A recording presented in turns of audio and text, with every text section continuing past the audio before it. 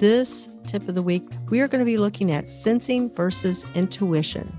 Sensors tend to look at their immediate environment with what they see, they feel, and they hear. For example, if you show a picture rich in detail to a group of people for a few minutes and then you remove it and ask them what do they remember about it, those with strong sensory functions are likely to recall much of the observable detail in the picture. The number of people, the colors used, the features of the landscape.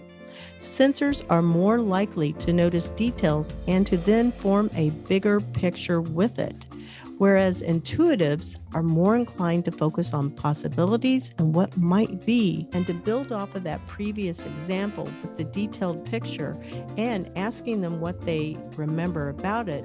Those with strong intuitive functions are more likely to recall the overall theme of the picture, as well as the symbolism they gathered and interpreted from its most impactful features. Intuitives are looking for the big picture and then to recall the details that support it. Welcome to the Intern Whisperer. Our show is all about the future of work. It is also part of our Employers for Change platform. It's a DEI HR platform that reduces employer bias through skills-based selection. I'd like to welcome Jaime Donally to the show. So Jaime, welcome to the show. Thank you. I'm excited to be here.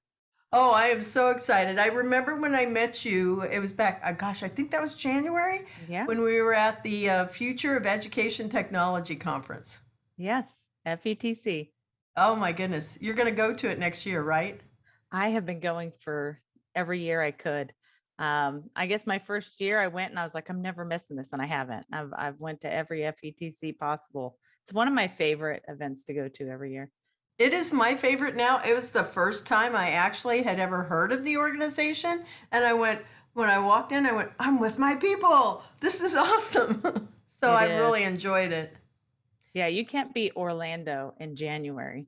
No, no, this is why we live in Orlando. Where are you? I'm based out of East Texas. So. Oh, well, it's nice there, right? Yeah, it's good, but it's no Orlando. No. Texas can be pretty warm also. I know that for sure. It's true. So we usually start off our show this way, and I always ask my guests, please tell me 5 words that describe you and why. So hyphenated words are okay. And you had said community builder. So why that word? Yeah. I really I like bringing people together. I feel very passionate about building community. I think that anything that is going to change is not going to be ever done through just one person, that it really is getting a buy-in and I think lifting each other up, helping people to grow, them being part of your growth. I think it just makes the whole process better. And I love being in community. So I think that, bringing people together is something I'm really passionate about. Yeah. I usually will tell people, we're made for purpose in this life, and our purpose is about relationships. And so community builders are definitely about, establishing relationships and pulling people together. That's really cool that you are that. Risk taker. Why that one? Oh, man. I don't have enough fear about failing. So I tend to take probably too much risk at times, especially when it's just on me, so that really is probably just in my DNA to say, what if we do this and what would change? And just the interest and being intrigued with the possibilities and having a vision that's generally not in a box. I think I love to explode that box and see what's possible. And it's just, I don't know. I'm driven by it. I get excited about it, and it just constantly keeps my attention to try new things. Yeah.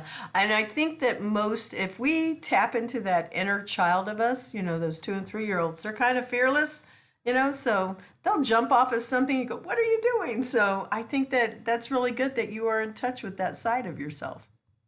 Yeah. I don't know. Sometimes it's not always great. Sometimes that risk does not pay off, but we're learning from those failures too. So it's always growth. That's sadly how most humans learn, right? It's through failure. Yeah. So, yeah, it's okay. Yeah. Creative. Why did you pick Mhm. that one? Um, I I can't say like I'm this amazing artist or I'm a great, musician or I can't say that, I would lean on that side, but I think there was part of me that it was untapped growing up. I never knew what potential I had. And I think creative was one of those things that I've learned as an adult that I have a passion for.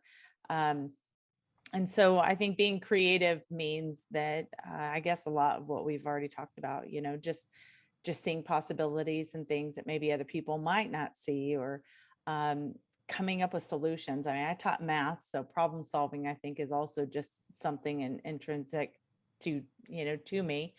Um, and I think that also wanting to just push those limits. And I think it does require creativity because if it's been done, it's already been done. Nobody had to think outside and process things differently or try new things. And I think the creative aspect of it is required to move and change, to change people, change things, circumstances.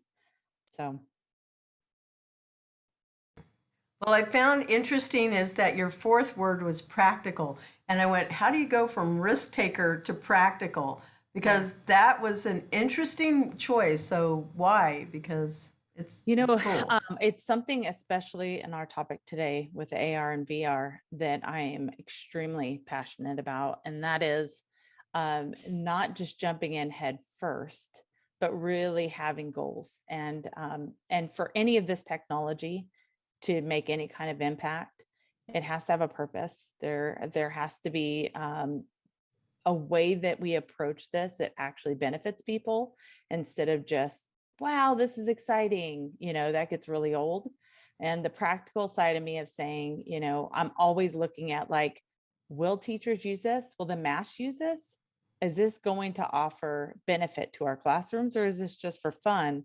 And where does this really impact learners?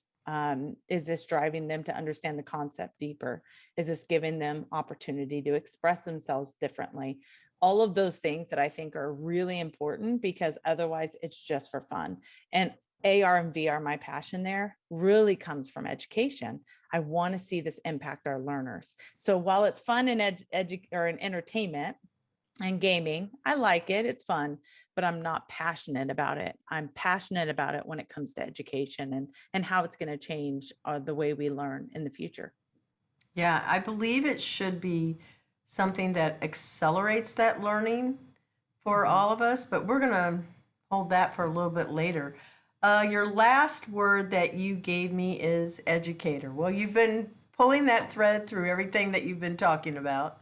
How Sure. long have you been an educator? So I was actually in the classroom and working in school districts for about 10 years. Mhm. And now I pretty much, work with teachers. And hope that that affects students. I really miss students. That's something you're probably not going to hear a lot of from teachers. I wonder if one day that will be something that I'll go back to, because I really do enjoy working with kids. I think just the road I was heading down and the opportunities that were provided at the time just didn't, it brought me away from being in the classroom at that moment. But I really, working with students and working with teachers are pretty much the same, right? They're people, Mhm.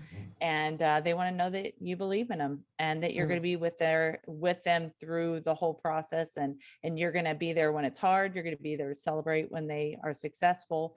And again, I think, like you said, it all goes back to relationships. Mm. Yes. So when did you, leave school? What was your major? Was it early ed or early education, or what was your major? Yeah. Yeah, that's really interesting. My bachelor's degree was in general ministries. I thought that I was going to homeschool my kids, which was Okay. not happening. As soon as my son was born and my daughter, they're 15 months apart, my two older. And it wasn't very long before I realized I am not qualified to help my son. He had lots of delays with speech, and he basically had to go into special education, and I just fell in love, and I just was in awe with what those educators were able to do with my son. To this day, I'm so thankful that they were there to help support him and me in the process of how to help him. He ended up getting out of special education. He's in college now. But it was just very like that huge gap of the speech delays for him that he ran into. And I was not qualified. And it really hit me hard. But all the schooling that I went into for my master's degree to homeschool my kids ended up becoming the avenue to go into teaching. I was coaching at the time. I was coaching different sports, which is what I played sports in college. So while my husband was going to school and he was working and I was working as part-time coach, staying at home with the kids. And I just loved working with students. It's like, I can remember my first team I coached. I remember my first classroom, still keep in touch with those kids. It's one of those things that, being part of their lives and their journey is so rewarding. And so that's where the degree ended up coming into play. I ended up getting a master's in education. And I really went into it not thinking I was going to teach at all other than my own kids, but journey was different. Yes, yes, it is. Being a teacher is definitely a calling, like, Yes. the military, public service, like firefighters, anybody in healthcare, because Right. dentists and eye doctors and everybody that has to touch your body, Yeah. they're all there to take care of us. So it's a calling for sure. Mm-hmm. Yeah. Yeah. Okay. So you did all of that. You did all of this education, and then you discovered that you love teaching. So what's the journey been like for you to now and where I met you over here at that conference, the education conference? Yeah. So, as a classroom teacher, I remember thinking, I can't believe I get paid to do this. I Oh mean, my gosh. I get to come to school every day and have a blast with these kids where you come out of this laughing and having a blast and I get paid. And then I remember teachers complaining about summer and I was like, oh my gosh, I've never had a whole summer break before. It was just like mind blowing how amazing it was. And then immediately I was always, again, trying out new things. So as a math teacher, I was always doing crazy stuff like having a fraction carnival because the kids hate fractions, but they love carnivals. So let's combine them and see if we could change their mindset. And so the kids all made games. There's prizes, like the community helped. It was wonderful. And I dressed up as a crazy clown and I looked like a scary clown by the end of the day and everybody was afraid of me. Oh no, not the it clown, right? Not that one. It got spooky there by the end of the day after a whole day of fraction carnival. But then, it was like always something. It was always related to what students really loved and trying to bring out that love and whatever we are learning, whether it be math or whatever, right? Whatever subject it is. And as I was teaching, I found a real love for RTI, response to intervention, teaching and math. I don't have patience for GT. The kids, I had taught at a private school at one point and the kids were like, okay, we get it. Like I told them once, okay, we get it. Can we do homework? No. What is JT? GT. Gifted and talented. Okay. Yeah. Mm-hmm. Yeah. And they would say, no, we just want to do our homework. We got it. And I'm like, no, I prepared this song and the dance and you're going to watch my song and my dance. It's like in my mind, I was so frustrated that they got it so easily and you just, sucked the fun out of it. And then when I went over to response to intervention, RTI, teaching at a public school, I just loved it. I loved working with those kids. I mean, especially middle school math, where they, in their minds, they were done. They've checked out. They don't believe in themselves anymore. And here we are now at a place where it's like, no, we're going to cook. We're going to plant stuff. We're going to bring it all relevant to you. And just to see them do things that they never thought they can do, or somebody else hasn't come alongside them and believed in them like that, possibly. It was so rewarding to be part of that journey. And so then I always use technology in every place that I went to. It was always a hook for these kids. And it was something I loved doing. And then that's what really brought me into instructional technology in school district. And then that moved into augmented and virtual reality. When I ran into AR, which is augmented reality, I was sold from the moment I saw it, and I've not stopped. It's just been running. It changes, it grows, it captures your attention. There's always something new. It's always incredible. And so VR quickly was the next love there. So I see these two really coming hand in hand. I've always been really focused on bringing those two together whenever I'm sharing these, because I think they both offer two different experiences, but both immersive. And so then the opportunity came up for me to help somebody write a book on AR and VR with ISTE. And I said, sure, I'll meet. And it was about halfway into the conversation that I realized I was the somebody they wanted to write the book. And I thought, I taught math. There's no way. In my mind, I'm like, no, absolutely not. No way, no way. And she said, so what do you think? And I said, I think yes. Like, what came out of my mouth was so different than what was going on in my head. And it was so hard. And I've written book 2, and it was so hard. And every time I'm thinking, why did I say yes to this? I'm a terrible writer. This is like the easiest book anybody will ever read. But it was something that was necessary for people to jump on board, and they have to see it in video. They have to hear it on podcasts. They have to go to a presentation. They have to have hands-on time, and then they have to read about it. All of those pieces come into play to help them really grasp this. So while it wasn't comfortable for me, it was necessary for people to actually be able to take this technology and run with it. That's a really good journey. I can see it as the game of life, and I'm liking it. For sure. It's crazy, isn't it? Yeah, it is, because honestly, I was an English teacher, and my journey was similar to yours. I taught middle and high school. I did not teach gifted, but I taught the full spectrum with the exception of that. And I think you'll like this since you were a math teacher. I also brought economics into the classroom. So I was always wanting, let's do puppet shows and let's do all of these different things. It was a lot of fun. They were aggravating, not going to lie. But I noticed there's a shelf life. Teachers either stay in at 10 years when you get fully vested, boom, you're out the door. I stayed 11. Or they stayed for the whole duration. So you got fully vested, I'm going to guess. Yeah, for sure. I would still be there. As a matter of fact, my last year in the classroom, I remember kind of struggling, like, why would I leave this? This is like the best job. I don't have curriculum down my throat, micromanaging every little thing that comes out of your mouth, because I was doing RTI. They just want to show improvement. And it's like, well, what could we show them? Get ready. Because now that you're not limited to every little word that comes out of your mouth, now you have this open door. And that's what I had with RTI. And I do miss it. I miss a lot of what I do, but I get to learn from other teachers that are bringing this kind of technology. And I love watching what they do with it. Do either of your kids want to go into education and be a teacher? So I have 3 kids. My youngest, so I have 2 older that are both in college. My son is going in to public service. So he wants to go he's in criminal justice program. And then my daughter, public service as well, because she wants to become an educator. So she's in the education program. And then my youngest daughter, who's 13, who knows, she's way too much like me though. So I wouldn't doubt that she wouldn't go into education too. It's really interesting because my husband's also a teacher. It's a given. It is the career path.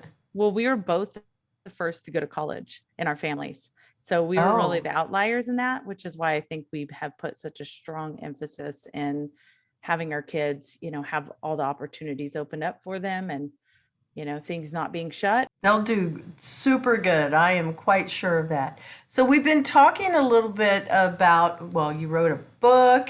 Have you done a TED Talk yet? A TEDx talk? I have not. No. Okay. Yeah. Well, I'm going to put that up there for you.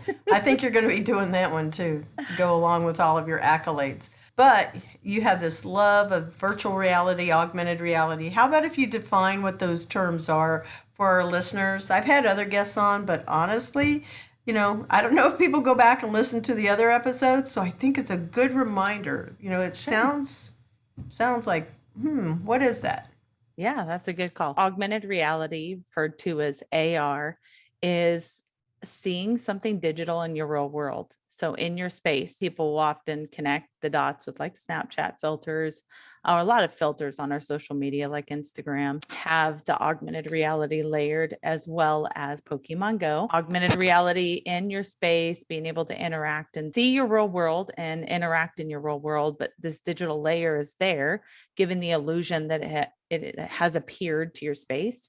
And then virtual reality is actually completely immersed in a 360 experience. So that's when we wear the goggles, right? The Oculus, and we're able to play games or fight aliens or whatever.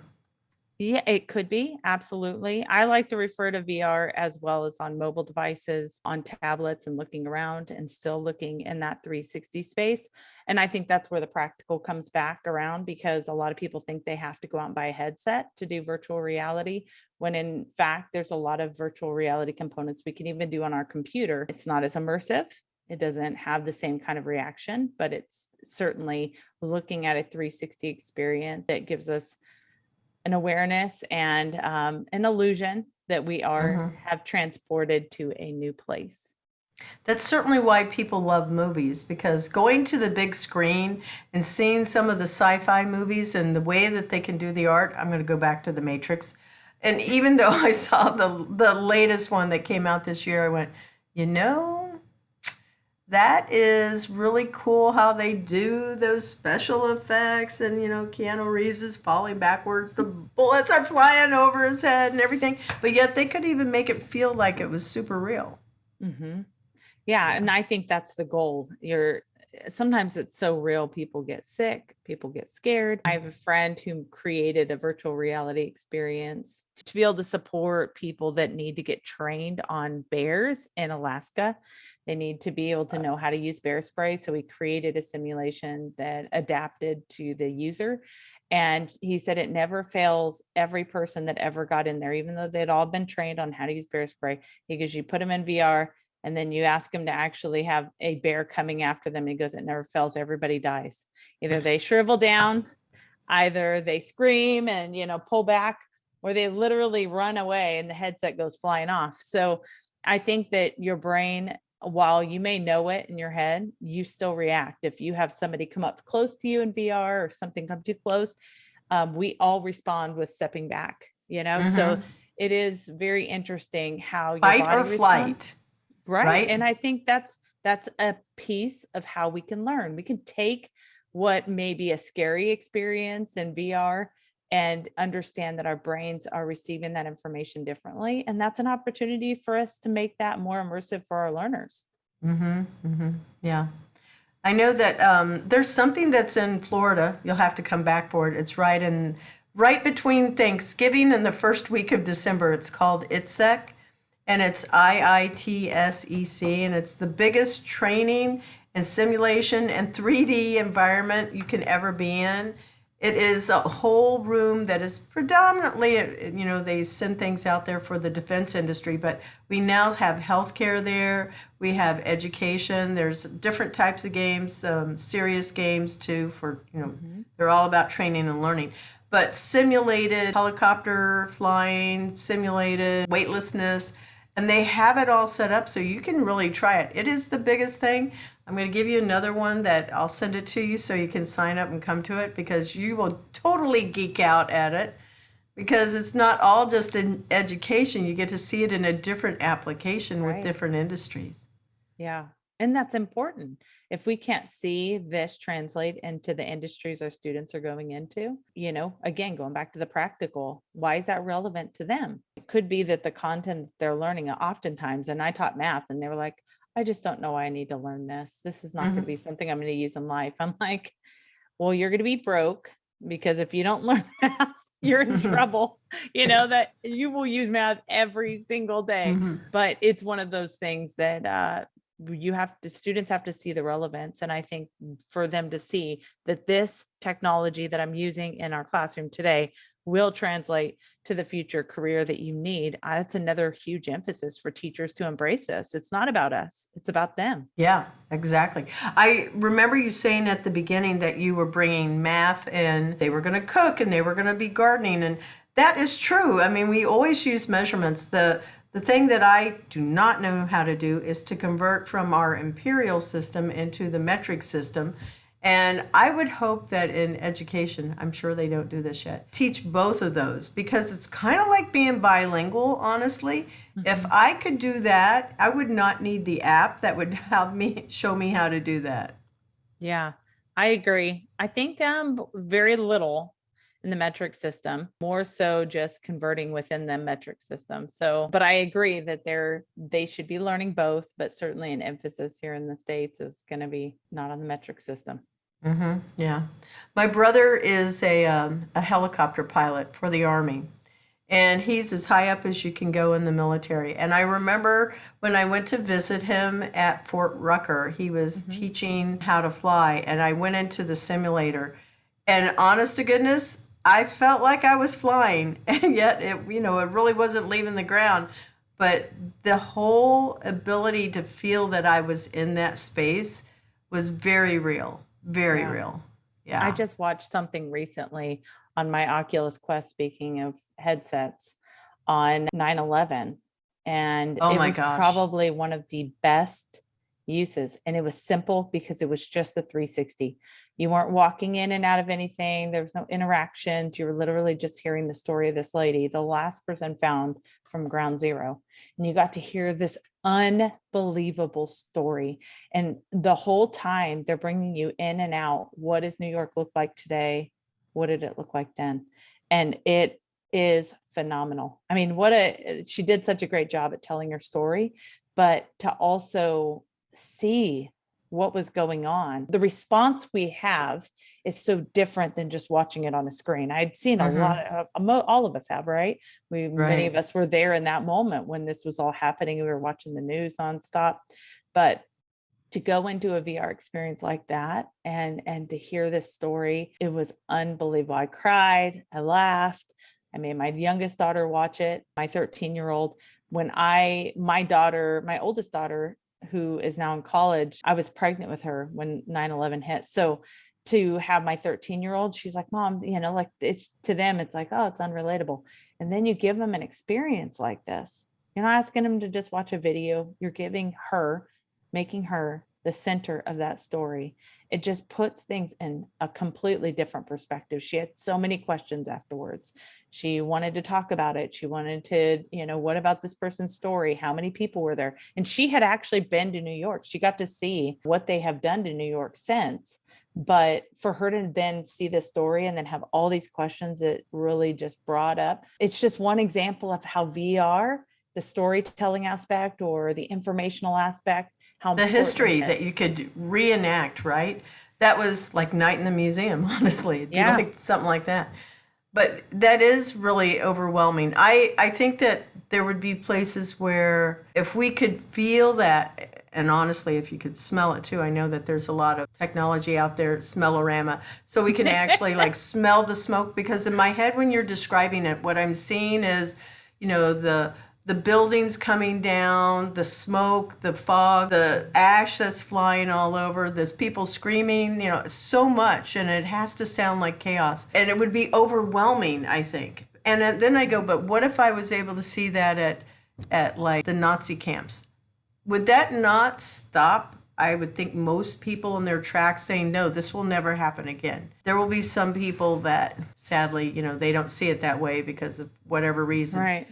But to go either to Civil War or to, World War II, or just pick any catastrophe, the Challenger when it exploded, and be able to understand what was happening would be well, the augmented reality sobering. there is. Yeah. And speaking of Holocaust survivors, their story was captured using a technology to make them three-dimensional and brought into an augmented reality app that I demo a lot.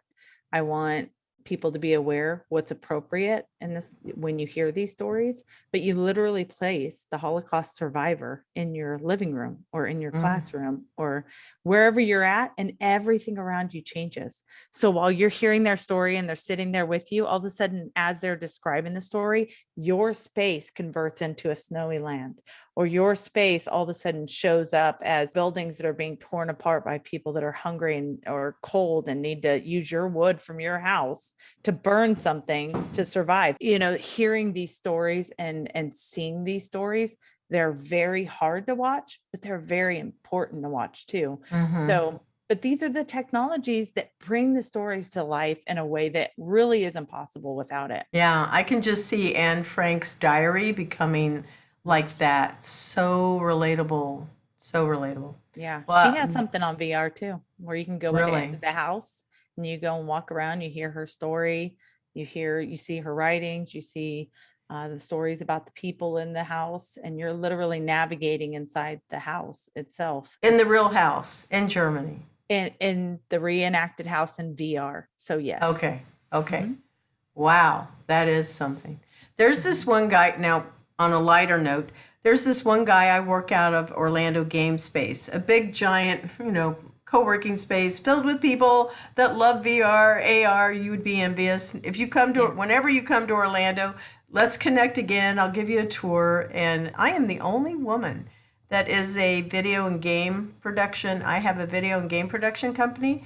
But I also have a software platform, which is Employers for Change. That's how we met. But anyway, this guy comes in the morning and he puts on his Oculus, and that is his workout. He is in there. He is doing all kinds of stuff. I can hear everything that's going on. And he is literally dripping when he is finished with his workout. Yeah. So I'm always sitting here thinking, I would want to change a pace. I would want to be able to go and be outside, but he just so thoroughly enjoys that workout. There's a couple workouts that I've done in VR. I actually wrote an article about staying active during when COVID first hit. I wrote it in March of 2020 for when we were all stuck in our houses. And I wanted to spotlight some of the tools out there that actually get you up and moving and the importance of that in that season. But since we weren't able to be around people, we were stuck potentially in a building, giving them an opportunity to use the tools like VR to actually stay active. And there's a couple, Supernatural is a fantastic app where you can go to all these incredible places. Now you want to go and exercise outside in Orlando. He wants to go to Scotland, and Ireland, and he wants to go look at the beautiful hills. And then you have this trainer standing there and it's taking your measurements on your watch and it's aligning with what you're seeing here in VR, and it's increasing or slowing down and it's setting the pace, and and it's fun and it's challenging and it's music that relates to you. And it's a very different type of experience to motivate somebody to want to exercise, but 100% you will come out so sweaty. It's disgusting. You got to thoroughly clean that headset, but for sure there is some opportunity for us to stay active using this kind of technology. That is really, really good to know. So you mentioned Pokemon Go as one of the things that was a really big trend. I don't know how many years ago, 4 or 5 years ago, maybe somewhere in that time frame, and never played it, don't really know anything about it, but yet people were able to use their phone to actually engage with it. So you mentioned earlier that it is possible to do that. That was more of an augmented reality, I would think, experience, right? It is. It became popular because it was augmented reality. It was for some people, the first time they had ever really understood what AR was. Maybe they never walked away saying that was augmented reality because it's technology, right? They don't necessarily need to call out every single technology out there like, oh, that's facial recognition. They just call it tech. But it was potentially their first encounter with AR, which is why it became so popular, why it was kind of capturing people's attention. I don't think everybody was stuck on Pokemon prior to that. I mean, most of it's appealing to kids, right? But in this case, people really like the challenge of seeing it appear. Now, that AR experience at the time was just like something floating in your space. But now augmented reality is more than just floating on your screen. It's tethered to your space. It's identifying the lighting. It's identifying what its boundaries are. It's identifying people. And so if somebody walks by, it could go behind it now or in front of it, and it knows what not to show and what to show based upon where the person is. The technology now is advancing and it's just incredible. And I think it, again, just enhances the realism of this technology and giving you, again, this illusion that you are experiencing this character or planet or solar system or whale, whatever it is, show up in your space, and there it is. This feels very real. We did that at the conference also that we were at, where the keynote speaker for the day that morning, there was like 4, they were on a panel, and he said, open up your phones, go to Google augmented reality. I think that's what we did. Everybody pick cat and then run it around the room, and there were all of these cats, running around in the space, and I went, that is so cool. What? And you just said whale, and I went, oh my God, I could do that with a whale. What would that look like? You actually can. Yeah, you could do it with an alligator. You could do it with several different types of dogs. There's so much out there. They initially started, this is WebXR. So this is looking at what is through our browser, what kind of augmented and virtual. So instead of having to go to an app, download an app, and then experience this, which has traditionally been the case, Pokemon Go app. Instead, now we have it all being done through our browser, which I think is the future, because people don't want to have to download an app to experience every little thing. They just want to go and research. Tell me about the humpback whale. They want to go and experience that in their space. And now all they have to do is type it in their browser, and bam, it says it's 3D. And now I can see it in augmented reality. I could walk around the whale. I could see how it moves. I can learn more information about the whale. I just think that this is the future of how we research, is that it's not just going to be text on a screen or a video we play or a picture we look at. Now we're actually going to be in the space with that item or concept, and we get to experience it on a personal level. I'm wondering when they're going to be able to, we would be able to touch things, feel them. That would be. Yeah, we can. I mean, really? Haptic feedback is part of what we have even in our mobile device. But, some of the wearables that they're using now with the haptic feedback, I mean, you might have a watch on. I do.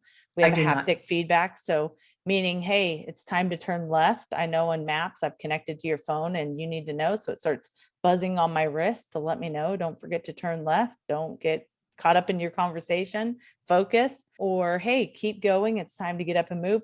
Well, that haptic feedback is available in augmented and virtual reality as well. So there is an app that's made for people that are blind that they can actually lift up their phone, and through their mobile device, through their camera, it actually will detect how far away something is. It's using a technology called LiDAR technology.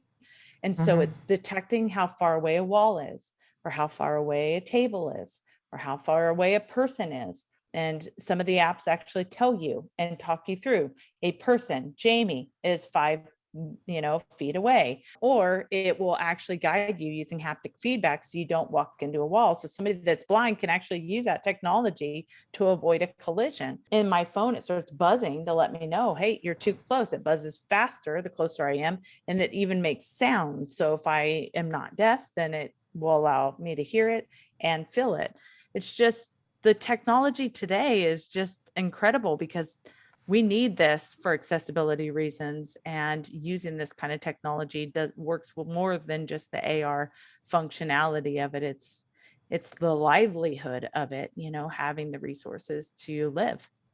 You know what? You were saying some things there, and in my head, this is what I'm seeing in my head. I'm going, yeah, if somebody's blind, they wouldn't have to have the cane. They would actually have something kind of like Star Trek, where on their watch, bzz, a little bubble appears over them, and they're free to walk. They can do whatever, and the bubble is the thing that's protecting them and guiding them along the way. I went, that would be so cool, but yet it's invisible, so people are not like seeing it and being distracted by it. Wouldn't that be amazing? There is something called augmented reality portals, AR portals. I knew you'd come up with something. Yeah, I love sharing portals. You literally lift up your device, you see a window kind of like Doctor Strange, and then you walk through that portal and it brings you into a completely different space. You can walk in and out, and if you turn around, you can see your outside world, and then you can come back and see that you're in this portal. Alice in Wonderland. It is. Alice in Wonderland actually has something like that. So there's tons of experiences all over the place that everybody's making something out there. That's what's so exciting about AR VR. It It's just is. constantly growing and changing. Well, we're going to take just a minute to acknowledge our sponsor, Cat5 Studios. The Intern Whisperer is brought to you by Cat5 Studios, who help you create games and videos for your training and marketing needs that are out of this world. Visit Cat5 Studios for more information to learn how Cat5 Studios can help your business. Thank you, Cat5 Studios. And we're back to our show, and in the second half, we're going to be talking about the future of jobs and industries as we move towards 2030, which is really not that far away, honestly. We know 8 years. Well, we can't even count this year because it's probably already gone there. What are your thoughts about COVID and the impact that it's had on business and in education? We've seen so many teachers also leaving. That breaks my heart. Truly, it does. Parents have become more empathetic, we'll say, compassionate, caring, because they realize everything that those teachers were doing because they were not wanting to be the homeschool parents, but yet they had to. So going back to the original question, what do you think the impact would be as we move into 2030? Oh, and one more thing. This morning I heard there's another variant of COVID, and it's in Europe, and it's going to be coming this way. So I don't think we're getting away from this. Yeah, it's really interesting. I'm in Texas. So we were out of school for, let's see, March, April, May. We were out of school for 3 months, but we've been in school since. Masks were part of what we did initially, but quickly that was gone. So most schools here in Texas have not been affected like many across the country that had stricter lockdowns. And I think that, the learning, that the challenge of trying to bridge a gap from that time, I don't think we need to look at this as like, oh, you hurry up and fill the gap, because, there's a reason why we have a timeline of when students are learning developmentally what they're capable of doing.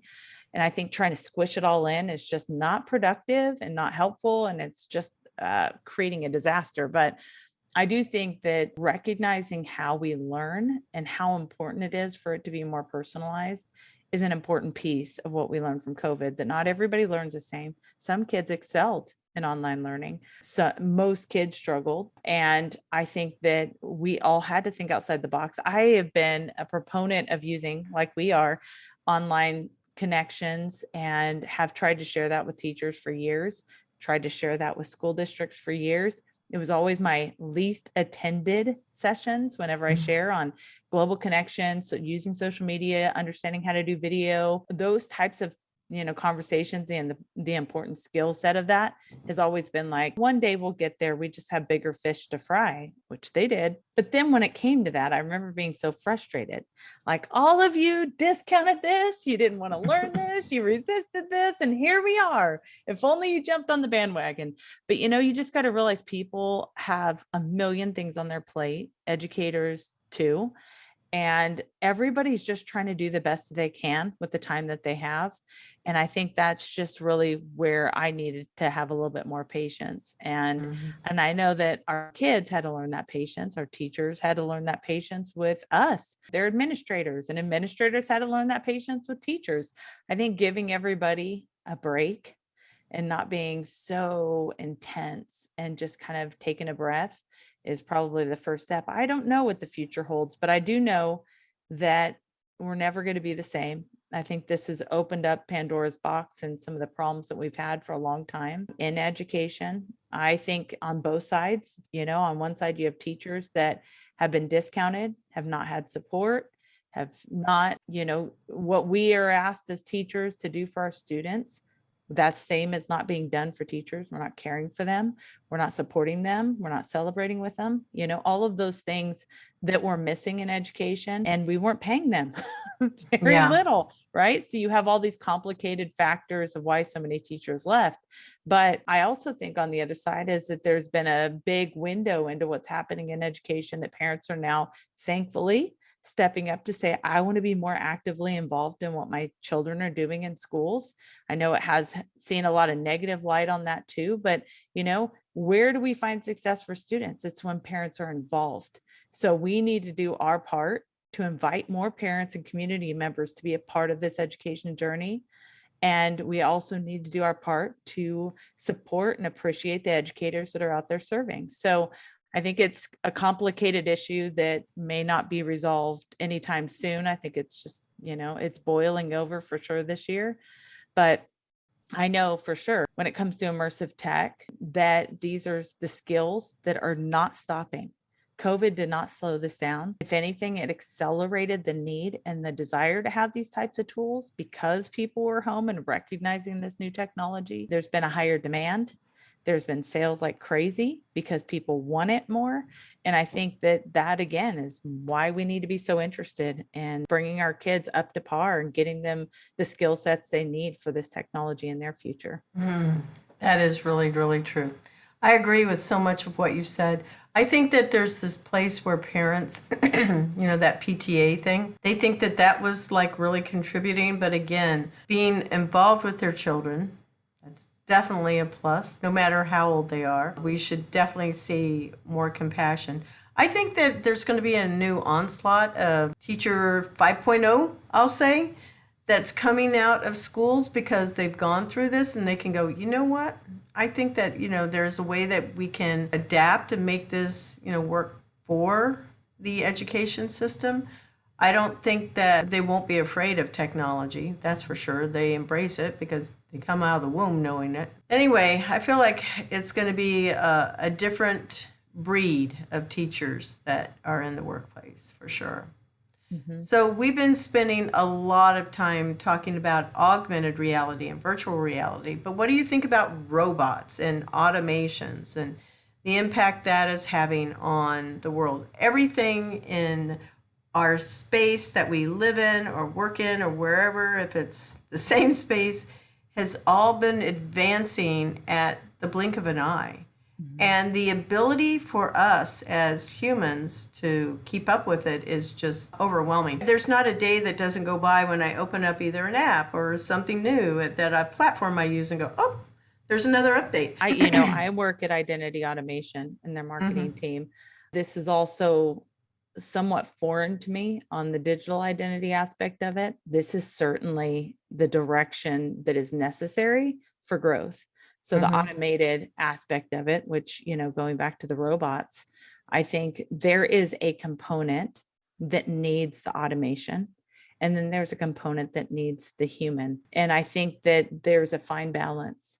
And there's times that we as individuals are willing to sacrifice the human part for the productivity part. But then there's other parts where like that won't work. Like, mm-hmm. yes, I know that I'm getting this result, but I desire the human aspect of this. So I think that there is obviously we're going to continue to accelerate in this area, but I think that it's also being defined in where and how fast we're accelerating this.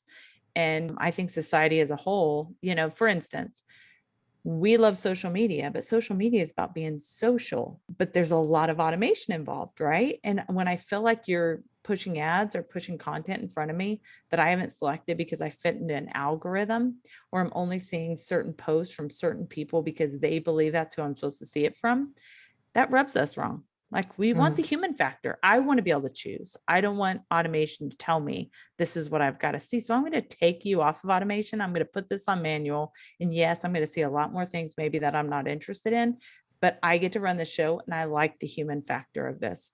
So I think that there's times we choose it and there's times that we choose the automation because it's more practical for our lives, but it is definitely in our future. I consider myself somebody that's in that futurist mindset. And I feel like there's going to be the day the grid goes down and everybody is used to doing everything on this little device here and getting all of this communication. Now, we saw this happen with the last election. On social channels, people are distributing news. That is the biggest way to get information to the masses. Some people believe this is totally true, everything they read on social channels. Then there are less that sit here and question it and actually go, well, is it true or is it not true? One of the things when I was teaching, I would say to the students, you shouldn't believe everything I say just because I say it.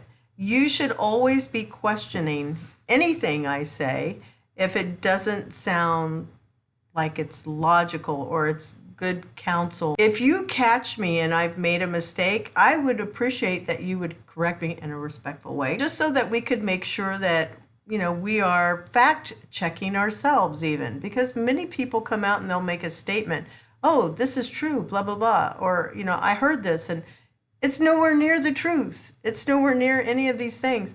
So when we hear social, where I'm going with this whole commentary is social, I think that social is not the same definition as what we're doing right now, which is the conversation. I feel like a lot of the next question I have was always about, you know, working remotely and distributed and all of those questions. But this particular aspect of what's going on in the world has caused more distance and the inability to interact with one another. People are meant for relationship.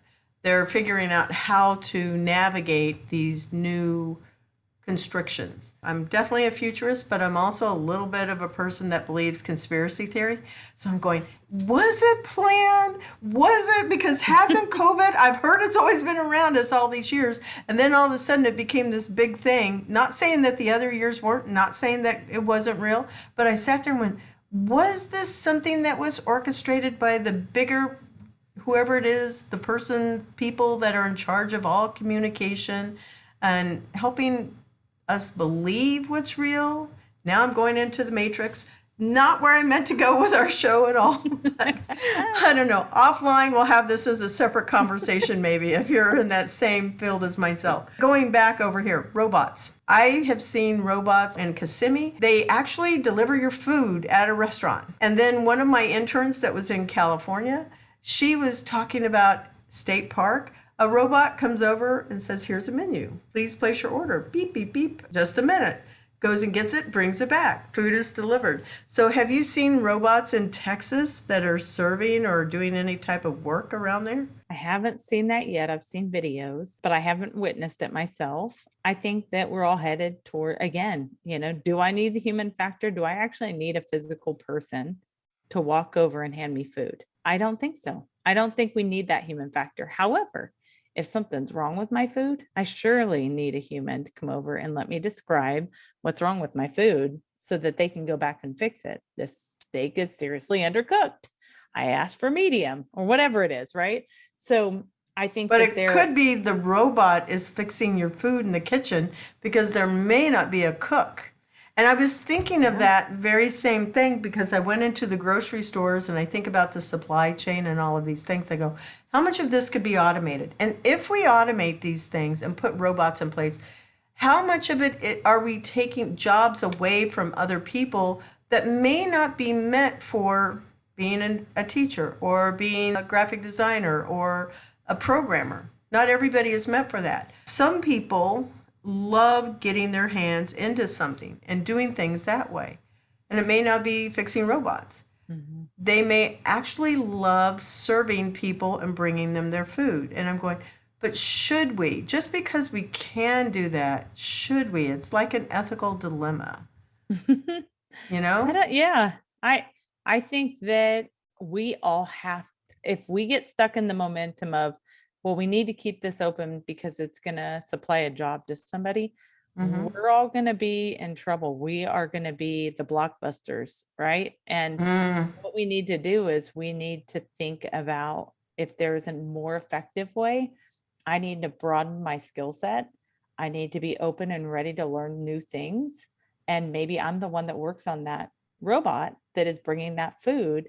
And I understand maybe I'm the one helping to program this robot because I understand what types of questions people are going to have about their food or what kind of possibilities. So maybe there's something on the robot where I can adjust for that customer, however they want to change their food order or wherever they say, yes, I'm good to go. Thank you. This was perfect. Or comments afterwards to know how we can, improve the situation.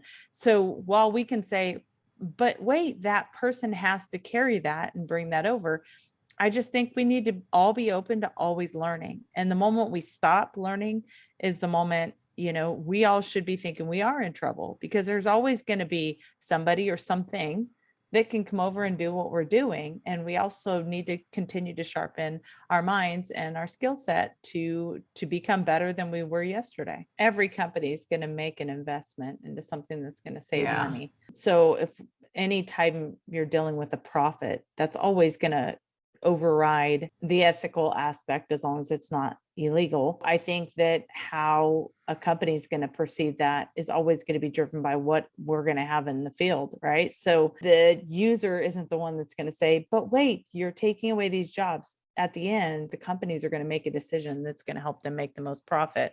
So we don't need to be hopeful that a company just holds on to our jobs for the sake of it, even though they lose money and the end user loses money. They're having to pay more for an actual person. But I think, that VR, let's go back to the bear simulation. It was more than just, hey, they would bring somebody from here in the States out to Alaska. They'd have to fly them out. They'd have to pay them for their days of work to go walk out to the forest, never see a bear, practice use bear spray, and go back to the building and say, you're good to go. They spent all that money and they had to do it every year for the training because these people worked outside. And it was costly and it was ineffective. So when he made the simulation, it was more than just saving money, although that's what the company was initially thinking about it. What they came to find out that it was a much more effective to give them these types of more realistic experiences for it to be effective in their, what they're supposed to learn and how they're supposed to put it into practice and hopefully save their lives. So there was a lot of aspects to that. And I think that's where it's at. Are we just, replacing somebody, but doing exactly, how about that robot does things that the person is impossible to do? So that way it's a better experience for the person at that restaurant. It's a better opportunity for that end user and better for the company, more affordable, and for the person that could be working on that robot, as opposed to being stuck with just carrying food in and out. Right. So there's, I think that we need to think about always growing instead of clinging to what jobs are out there. What is the best mentoring advice that you would like to share with our listeners? I love working with first-year teachers for this very reason. I think keep the big stuff big and the small stuff small, because it's so easy to get overwhelmed by embracing anything new. And you get caught up into all the little things, and it literally takes away the joy from what you're doing. And I think when it comes to anything that you move forward with, whether it be immersive technology or teaching or another field, to be able to really keep the core, what your main focus is and what you're doing and why you're doing it for as the center, that's where you invest your time and your energy. And then keep the small stuff small so it doesn't absorb the joy and the love for what you're doing.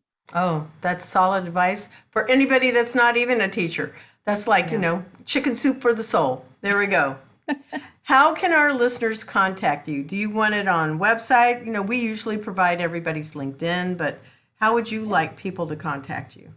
Yeah, so my website is arvrinedu, so arvrinedu.com. I have hundreds of blogs about everything. I looked at them. Oh my God. It was a 31-day countdown and I went, those are awesome.